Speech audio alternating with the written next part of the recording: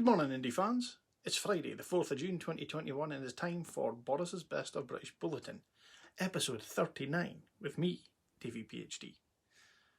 Apologies for this feature being absent for a few weeks, but it's back.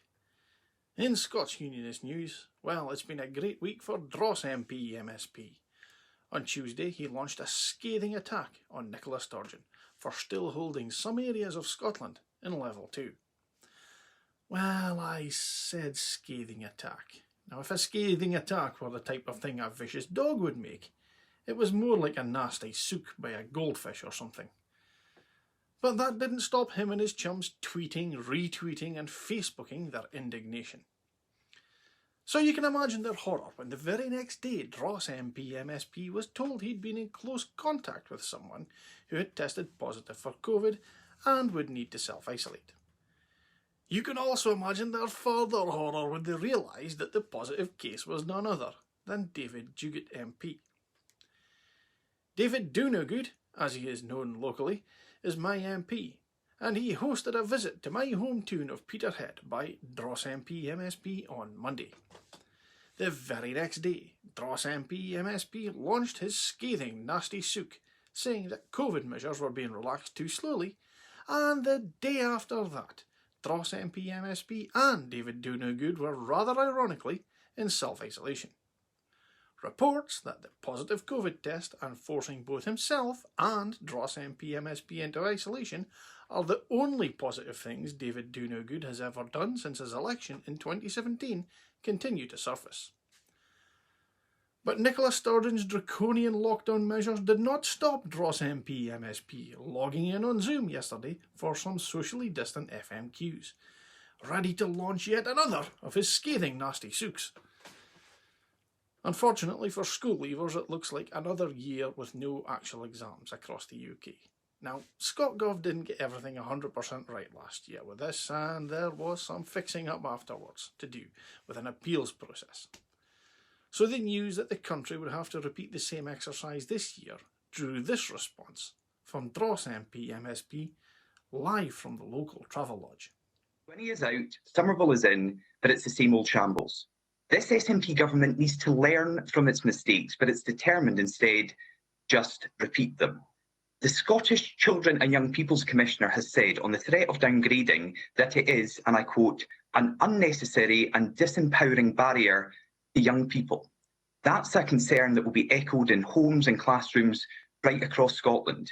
So is the First Minister seriously going to defend an appeals system that risks pupils receiving lower grades and demands they gamble on their future? Now, DrossMP MSP may think that that's a scathing attack, but I'm calling it a nasty sook. You guys can draw your own conclusions. Of course, what DrossMP MSP failed to mention was that this is the same appeals process that his own party is introducing in England, and as a sitting Tory MP, he supports.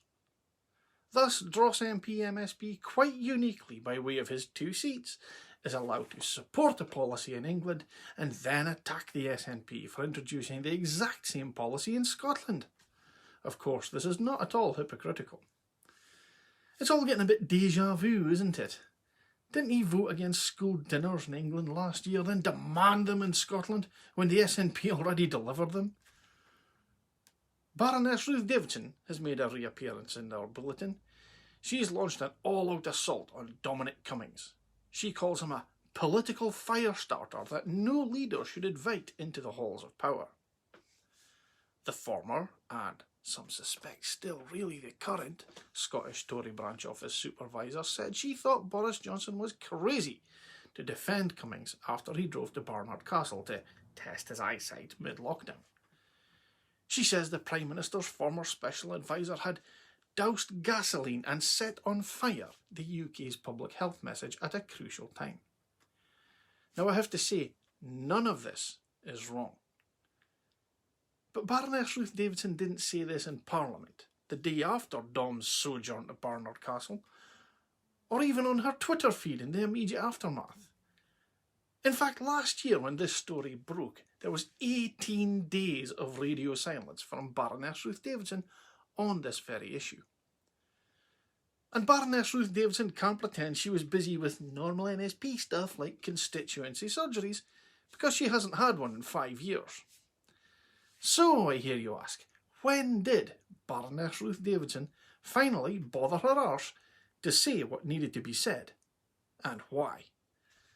Well, the when is she finally bothered her arse last Sunday, over a year after Cummingsgate.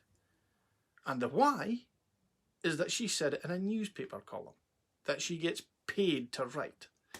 Yes, Baroness Ruth Davidson should have said this last year, because that was when it needed to be said, when she was a parliamentarian representing the public. Choosing to wait more than a year to say it, and wait until some Brexiteer billionaire tax exile pays her to do it, is despicable, but so typically Tory.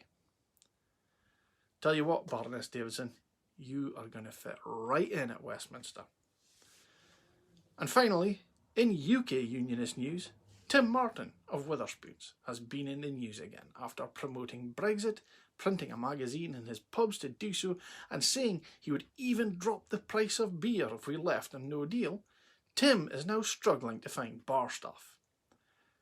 Now that's hardly surprising, as when lockdown first came, he told all the staff to go and get jobs at Tesco. Now, we don't have a Tesco in Peterhead where I live, but we do have a Morrison's, and I've seen some of Tim's jettisoned staff working there. And guess what? They're staying put, because they are valued at Morrison's. But poor Tim's pub still needs staff, so he has proposed, now wait for it, more liberal EU migration to help tackle the shortage of bar staff working in the UK. The multi-millionaire who campaigned for a hard Brexit urged Boris Johnson to introduce a reasonably liberal immigration system controlled by Britain rather than the European Union.